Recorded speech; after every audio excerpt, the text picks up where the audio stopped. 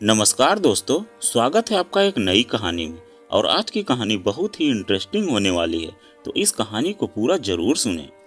जानवी कल रात के मोहित के व्यवहार से बेहद गुस्से में थी।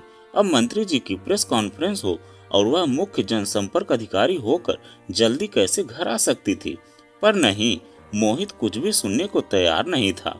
माना लौटने में रात के 11 बज गए थे, लेकिन मुख्यमंत्री को विदा करते ही वह घर आ गई थी।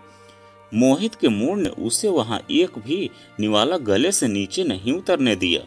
दिन भर की भाग दौड़ से थकी जब वह रात को भूखी घर आई, तो मन में कहीं हुमक उठी कि अम्मा की तरह कोई उसे दुलारे कि नन्ही कैसी मुंह सूख रहा है तुम्हारा, चलो हम खाना परोस दें।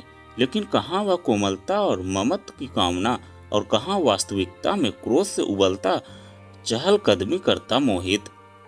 उसे देखते ही उबल पड़ा, यह वक्त है घर आने का, 12 बज रहे हैं। आपको तो पता था आज मंत्री जी की प्रेस कॉन्फ्रेंस थी। आपकी नाराजगी के डर से मैंने वहां खाना भी नहीं खाया, और आप हैं कि जानवी रुआसियो आई थी। छोड़ो, आपका पेट तो लोगों की सराहना से ही भर गया होगा, खाने के लिए जगह ही कहाँ थी। हमने भी बहुत सी प्रेस कॉन्फ्रेंस अटेंड की है, सब जानते हैं महिलाओं की उपस्थिति वहां सिर्फ वातावरण को कुछ सजाए रखने से अधिक कुछ नहीं है। शर्म करो, जो कुछ भी मुंह में आ रहा है बोले चले जा रहे हो। जानवी साड़ी हैंगर में लगाते हुए बोली, इस घर में रहना है तो समय पर आना जाना पड़ेगा, यह नहीं कि जब जी चाहा घर से चली गई और जब जी चाहा चली आई। यह घर है, कोई सराय नहीं।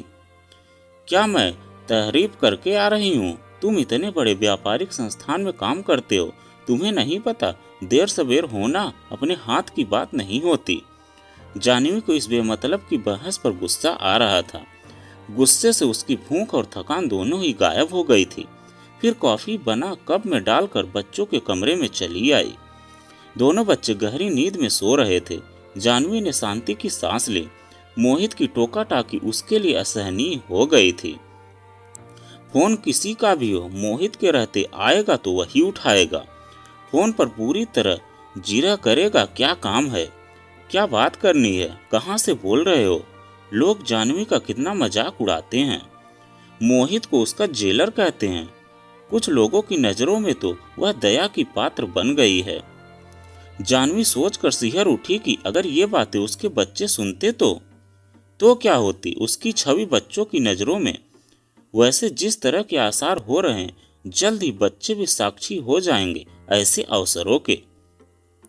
जानवी ने कॉफी का घूंट पीते हुए निर्णय लिया, बस और नहीं, उसे अब मोहित के साथ रहकर और अपमान नहीं करवाना है।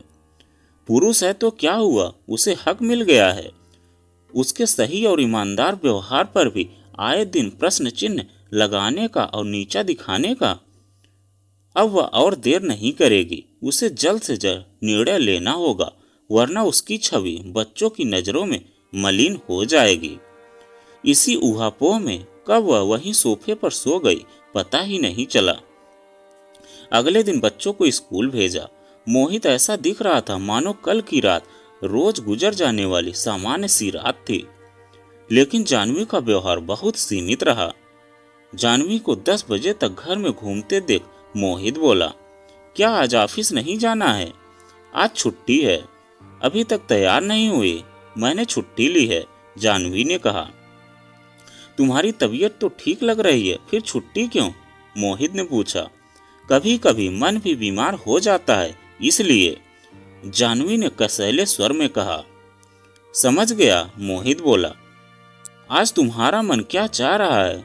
क्यों बेकार में अपनी छुट्टी खराब कर रही हो? जल्दी से तैयार हो जाओ। नहीं, जानवी बोली, आज मैं किसी हाल में भी जाने वाली नहीं हूँ। जानवी की आवाज में जिद थी। मोहित कार की चाबी उठाते हुए बोला, ठीक है, तुम्हारी मर्जी। बच्चों और पति को भेजने के बाद वह देर तक घर में इधर उधर चहलकदमी करती रही। उसका मन स्थिर नहीं था। अगर मोहित की नोकझोंक से तंग आकर नौकरी छोड़ भी दूं, तो क्या भरोसा कि मोहित के व्यवहार में अंतर आ जाएगा या फिर बात का पतंगड़ नहीं बनाएगा। लड़ने वालों को तो बहाने की भी जरूरत नहीं होती। मोहित के पिता के इसी कड़वे स्वभाव के कारण ही उसकी माँ हमेशा घुट घुट कर जी रही थी। पैसे पैसे के लिए उसे तरसा कर रखा था मोहित के पिता ने। अपनी मर्जी से हजारों उड़ा देंगे। मोहित की नजरों में उसके पिता ही उसके आदर्श पुरुष थे और माँ का पिता से दब कर रहना ही मोहित के लिए माँ की सेवा और बलिदान था। जानवी कितना सोचती उतना ही उलझती जाती। उसे लग रहा था अगर वह इसी तरह मानसिक तनाव और उलझन में रही तो वह पागल हो जाएगी। हर जगह सम्मानित होने वाली जानवी अपने ही घर में यूं प्रताड़ित होगी उसने सोचा भी नहीं था। असहाय से आंसू उसकी आंखों में उतर आए। अचानक उसकी नजर घड़ी पर पड़ी। अरे 1 बज गया। फटाफट उठकर नहाने के लिए चली गई। वह बच्चों को अपनी पीड़ा और अपमान का आभास नहीं होने देना चाहती थी। नहाकर सूती साड़ी पहन हल्का सा मेकअप किया, फिर बच्चों के लिए सलाद काटा, जलजीरा बनाया, खाने की मेज पर लगाई। दोनों बेटे स्कूल से लौटे और माँ को देखकर खिल उठे। बिना छुट्टी के माँ का घर होना उनके लिए कोई पर्व सा बन जाता है। तीनों ने मिलकर खाना खाया, फिर बच्चे होमवर्क करने में लग गए। 5:30 बजे के लगभग जानवी को याद आया कि उसकी सहेली शिखा पाकिस्तानी नाटक का वीडियो देकर गई थी। बच्चे होमवर्क कर चुके थे। जानवी ने उन्हें नाटक देखने के लिए आवाज लगाई। दोनों बेटे उसकी गोदी में सिर रख कर नाटक देख रहे थे। अजीब इत्तेफाक था। नाटक में भी नायिका अपने पति की ज्यादतियों से तंग आकर अपने अजन्मे बच्चे के संग घर छोड़कर चली जाती है, वो भी हमेशा के लिए। जानवी की तरफ देखकर आदर्श बोला, माँ आप ये रोने धोने वाली फिल्में मत देखा करो, मन उदास हो जाता है, इसलिए नहीं देखनी चाहिए। जानवी ने सवाल किया। बेकार का आइडिया है एकदम। आदर्श खींचकर बोला, इसलिए नहीं देखनी चाहिए। जानवी ने कहा, समझो इसी औरत की तरह अगर हम भी घर छोड़ना चाहे तो तुम किसके साथ रहोगे? कैसी बेकार की बातें करती हो आप भी माँ? आदर्श नाराजगी के साथ बोला, आप ऐसा क्यों करेंगी? यूं समझो कि हम भी तुम्हारे पापा के साथ इस घर में नहीं रह सकते तो तुम किसके साथ रहोगे? जानवी ने पूछा। जरूरी नहीं है कि आपके हर सवाल का जवाब दिया जाए। 12 वर्ष का आदर्श अपनी आयु से अधिक समझदार था। अच्छा शिवम, तुम बताओ कि तुम क्या करोगे? जानवी ने छोटे बेटे का मन टटोला। शिवम को बड़े भाई पर बड़प्पन दिखाने का अवसर मिल गया और बोला, वैसे तो हम चाहते हैं कि आप दोनों साथ रहें, लेकिन अगर आप जा रही हैं तो हम आपके साथ चलेंगे। हम आपको बहुत प्यार करते हैं, शिवम बोला। चल झूठे, आदर्श बोला। माँ अगर पापा आपकी जगह होते तो यह उन्हीं को भी यही जवाब देता। नहीं माँ, भैया झूठ बोल रहा है, यही पापा के साथ जाता। पापा हमें डांटते हैं, हमें नहीं रहना उनके साथ। आप हमें प्यार करती हैं, हम आपके साथ रहेंगे। शिवम प्यार से जानवी के गले में बाहें डालते हुए बोला। डांटते तो हम भी हैं, जानवी ने पूछा। क्या तब तुम हमारे साथ नहीं रहोगे? आप डांटती हैं तो क्या हुआ, प्यार भी तो करती हैं। फिर आपको खाना बनाना भी आता है। पापा क्या करेंगे अगर नौकर नहीं होगा तो? शिवम ने कहा। अच्छा आदर्श, तुम बता दो। जानवी ने आदर्श के सिर पर हाथ रखकर उसका मन फिर से टटोलना चाहा। जानवी का हाथ सिर से हटाकर आदर्श एक ही झटके में उठकर बैठ गया और बोला, आप उत्तर चाहती हैं तो सुन लीजिए, हम आप दोनों के साथ ही रहेंगे।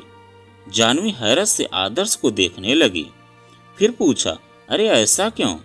जब आप और पापा 15 साल एक दूसरे के साथ रहकर भी एक दूसरे के साथ नहीं रह सकते, अलग होना चाहते हैं, तब हम तो आपके साथ 12 साल से रह रहे हैं। हमें आप कैसे जान जाएंगे? आप और पापा अगर अलग हो रहे हैं तो हमें हॉस्टल भेज देना, हम आप दोनों से ही नहीं मिलेंगे। आदर्श तिलमिला उठा था। पागल है क्या तू? जानवी हैरान थी। नहीं, बिल्कुल नहीं, इतने वर्षों तक साथ रहकर भी आपको एक दूसरे का आदर करना, एक दूसरे को अपनाना नहीं आया, तो आप हमें कैसे अपनाएंगे? पापा आपका सम्मान नहीं करते, तभी आपको घर छोड़कर जाने देंगे। आप पापा को और घर को इतने सालों में भी समझा नहीं पाई, तभी घर छोड़कर जाने की बात कर सकती हैं। इसलिए हम आप दोनों का ही आदर नहीं कर सकेंगे और हम मिलना भी नहीं चाहेंगे आप दोनों से। आदर्श के चेहरे पर उत्तेजना और आक्रोश झलक रहा था। जाह्नवी ने आदर्श के कंधे को कसकर पकड़ लिया। उसका बेटा इतना समझदार होगा उसने सोचा भी नहीं था। मोहित से अलग होकर उसने सोचा भी नहीं था कि अपने बेटे की नजरों में वह इतना गिर जाएगी। अगर मोहित उसे सम्मान नहीं दे रहा तो वह भी अलग हो रही है मोहित का तिरस्कार करके। इससे वह मोहित को भी तो अपमानित कर रही है। परिवार टूट रहा है, बच्चे असंतुलित हो रहे हैं। वह विवाह विच्छेद नहीं करेगी। उसके आशियाने के तिनके उसके आत्मसम्मान की आंधी में नहीं उड़ेंगे। उसे मोहित के साथ अब किसी अलग ही धरातल पर बात करनी होगी। अक्सर ही मोहित झगड़े के बाद 2-4 दिन घर देर से आता है। ऑफिस में अधिक काम का बहाना करके देर रात तक बैठा रहता है। उसकी इस मानसिकता को अच्छी तरह समझती हूँ। जाह्नवी ने ऑफिस से 1 हफ्ते का अवकाश लिया। मोहित 2-4 दिन तटस्थता से जाह्नवी का रवैया देखता रहा।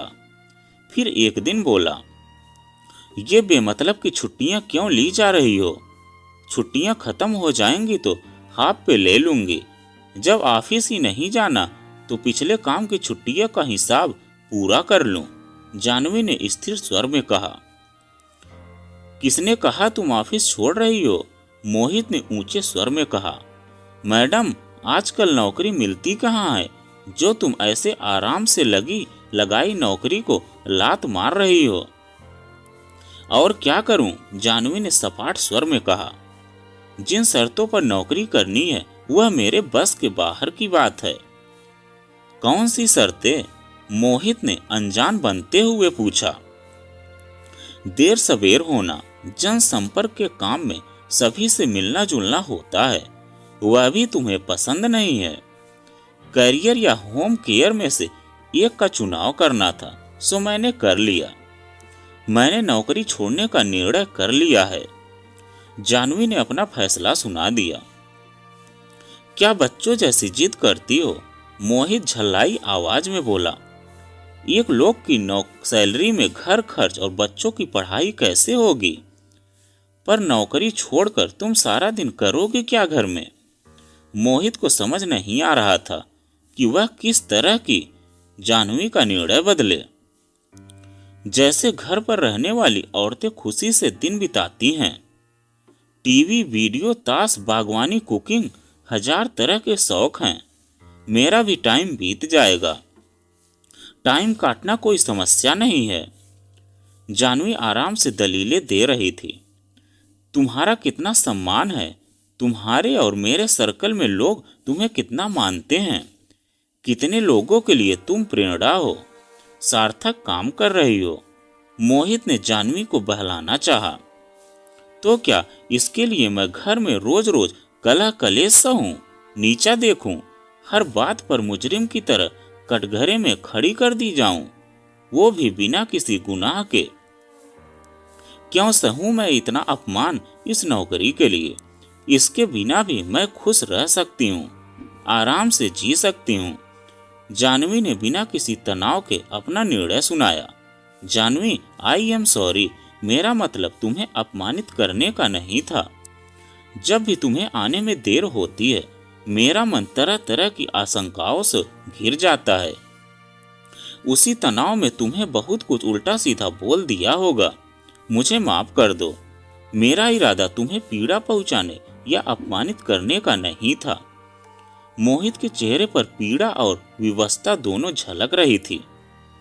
ठीक है, कल से काम पर चली जाऊंगी, पर उसके लिए आपको भी वचन देना होगा कि इस स्थिति को तूल नहीं देंगे। मैं नौकरी करती हूँ, मेरे लिए भी समय के बंधन होते हैं। मुझे भी आपकी तरह समय और शक्ति काम के प्रति लगानी पड़ती है। आपके काम में भी देर सवेर होती ही है, पर मैं ऐसे शक करके क्लेश नहीं करती। यह कहते कहते जानवी रुआंसी हो उठी। यार कह दिया ना, आगे से ऐसा नहीं करूंगा। अब बार बार बोलकर क्यों नीचा दिखाती हो? जानवी का हाथ अपने दोनों हाथों में थामकर मोहित ने कहा। जानवी सोच रही थी कि रिश्ता तोड़कर अलग हो जाना कितना सरल हल लग रहा था, लेकिन कितना पीड़ादायक होता। परिवार के टूटने का त्रास सहन करना क्या आसान बात थी? मन ही मन वह अपने बेटे की ऋणी थी, जिसकी जरा सी समझदारी ने यह हल निकाल दिया था। और फिर जानवी ऑफिस जाने लगी और मोहित ने भी उस पर फिर कभी शक नहीं किया और वे लोग आराम से अपनी जिंदगी में रहने लगे। तो दोस्तों, यह कहानी आपको कैसी लगी कमेंट में लिखकर जरूर बताइएगा। अगर आप हमारे चैनल पर नए हैं तो प्लीज़ चैनल को सब्सक्राइब कीजिएगा और वीडियो को एक लाइक कीजिएगा। तो चलिए मिलते हैं एक नई कहानी के साथ में एक नए वीडियो में।